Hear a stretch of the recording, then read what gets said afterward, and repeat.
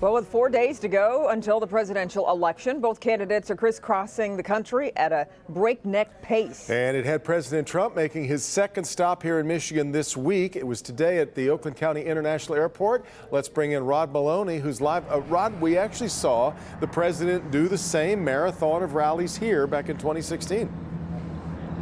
Exactly, and he's planning it right on through coming up into Monday night on election eve. Now, the president, we heard on Wednesday, gave roughly the same speech that he had, but he made a couple of changes, made sure he took a shot at Governor Whitmer, and of course, he made COVID a central theme.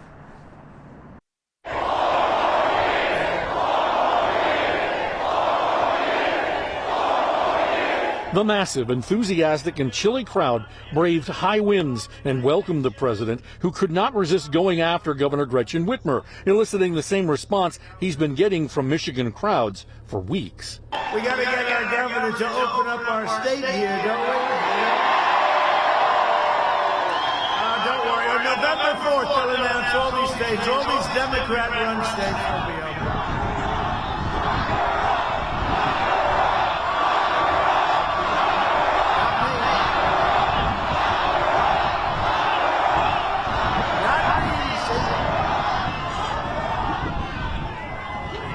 Blame me every time that happens, every time I mention her name. President Trump said President Biden would delay vaccines and shut down the nation to deal with COVID, contrasting what he views as his optimistic approach. But if Biden wins, the recovery will end and a long economic nightmare, just like he said on the debate.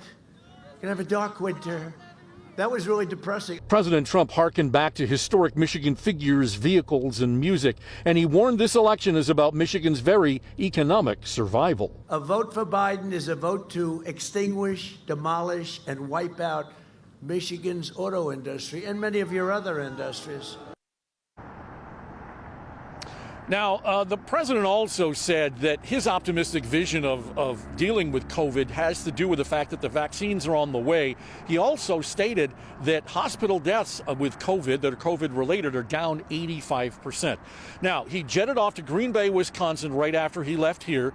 He's then going on to Rochester, Minnesota. Interesting story there because they're limiting his crowd to 250 people. He said they thought he'd cancel. He said, no, we're not. We're going to be there tonight.